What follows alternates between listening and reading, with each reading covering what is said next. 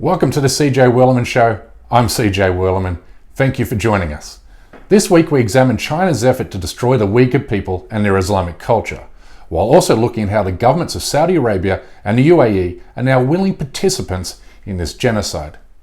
Firstly, however, a quick reminder that if you enjoy the show and like to help us reach a greater audience and receive exclusive benefits in return, then please become a member at patreon.com/CJWerleman. And please, also make sure to hit the subscribe button below.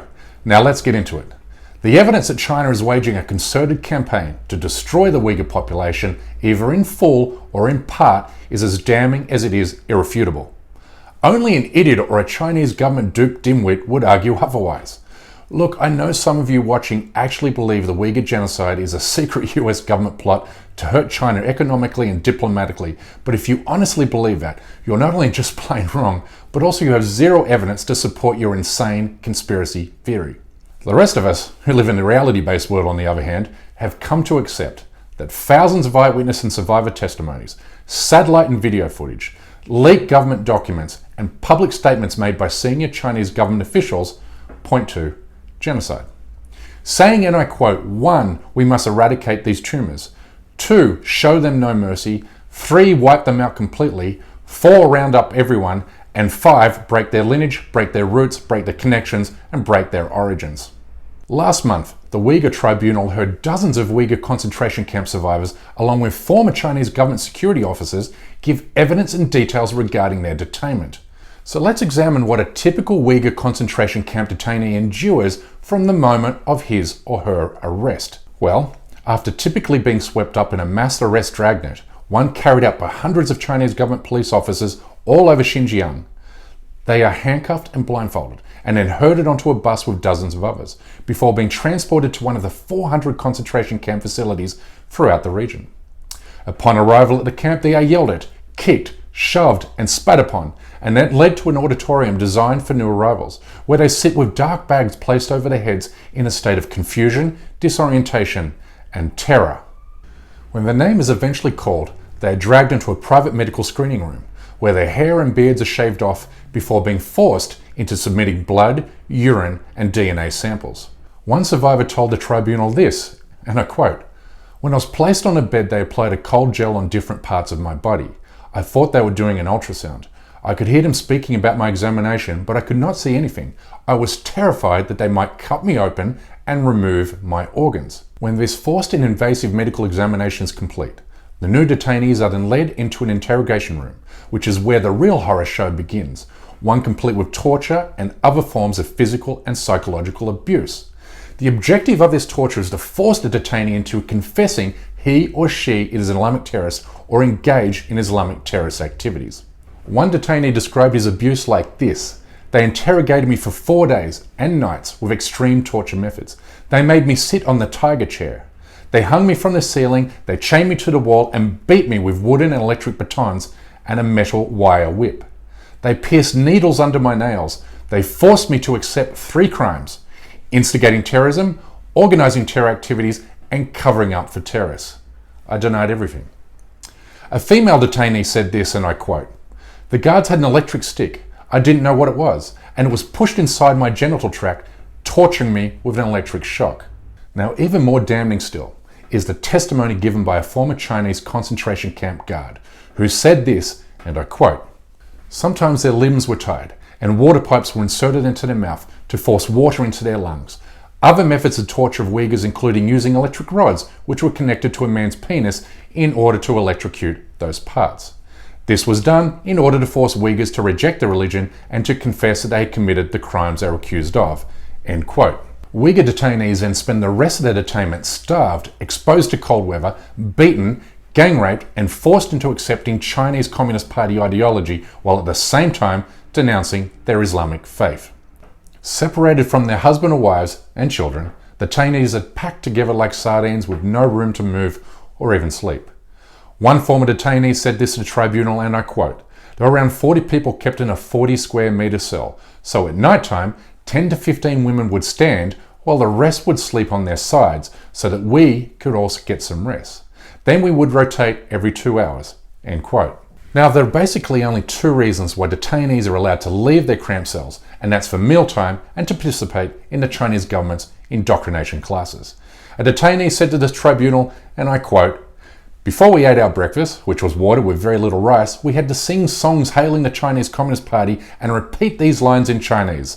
Long live Xi Jinping, and leniency for those who repent and punishment for those who resist." If you're now deeply disturbed, then good, because you should be, because I have just described the fate that upwards of 3 to 6 million Uyghur Muslims have endured in a concentration camp since 2017. But what I've described thus far is only a prelude to the horrors that await, because we also know that Uyghur women are subjected to forced abortions and forced sterilizations before being forced into marrying Han Chinese men in order to curtail the Uyghur population.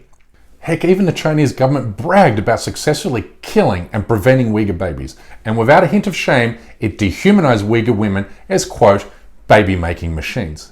Now, if Uyghur detainees manage to somehow survive all of this, then they are still faced with an uncertain future, one that inevitably leads to forced labor, or what we call modern-day slavery. Okay, so remember, when I said earlier, that all new Uyghur concentration camp arrivals are forced into submitting their DNA samples. Well, the United Nations has now said it has credible evidence that Uyghur detainees are being subjected to forced organ harvesting, which is really a polite way of describing your eyes, liver and kidneys being removed from your body without your consent and then sold on the black market. The UN has said it's extremely alarmed. Uyghur and other minorities appear to have been forcibly subjected to blood tests and organ examinations, such as ultrasounds and x-rays, without informed consent. Basically, Uyghur Muslims are being slaughtered on demand to satisfy Chinese and foreign demand for human organs, and mostly on the black market, where kidneys and livers fetch upwards of $160,000 a pop. 2 years ago, I spoke with Enver Totti, an exiled oncology surgeon who's credited with carrying out the first forced removal of live organs from a political prisoner in China 25 years ago. He told me this, and I quote, "I was called by my chief surgeon to go to the room near the Urumqi execution grounds to remove the liver and 2 kidneys from an executed prisoner. It turned out he wasn't fully dead because the execution squad shot him deliberately in the right chest to knock him out without killing him, so I would have time to remove his organs." End quote. Totti said he could see the man's still beating heart as he removed his liver and kidneys. If after all of this you still require more evidence to accept the reality of the Uyghur genocide, then please listen and speak with the families who have not heard from their loved ones in China in years. But a word of caution, you might receive a firm and swift kick to the side of your head if you try to convince them the Uyghur genocide is nothing more than a CIA orchestrated hoax. Making all of this measurably worse still is the way in which Muslim-majority countries have abandoned and betrayed the Uyghur out of fear that speaking out against these atrocities will cost them their economic ties and trade with China. The governments of Saudi Arabia, UAE, Bahrain, Kuwait, Iraq, Iran, Pakistan, and the Assad regime have all signed a letter expressing support for China's Uyghur concentration camps, saying they're needed for China's counter-terrorism operations, which is laughably absurd given China now claims they're used for vocational training. I mean, talk about throwing your favorite liars under the bus. But Saudi Arabia, UAE, and Egypt have now gone even further in their quest to curry favor with Beijing by helping it track down and round up Uyghur migrants within their borders and then deport them to China, where they face certain imprisonment, torture, and likely death. And to be clear, deporting a persecuted minority to a country where they face further persecution is a clear violation of international law. A new investigation found that Saudi Arabia, UAE, and Egypt have sent more than a dozen Uyghur migrants to China in recent months, making them willing participants in the extermination and annihilation of Uyghur Muslims. I mean, it's one thing to remain silent as genocide knowingly take place, but it's another altogether to parrot the perpetrator's propaganda and then proactively hunt down victims on behalf of the perpetrator, which is exactly what these governments are now doing. Just when you think these Arab governments couldn't sink any lower, they surprise you with their participation in a Muslim Holocaust. It's unbelievable. Well, that's all we have time for this week. Thank you so much for tuning in. Please like and subscribe to this channel and help spread the word with your family and friends on Facebook, Twitter, and Instagram.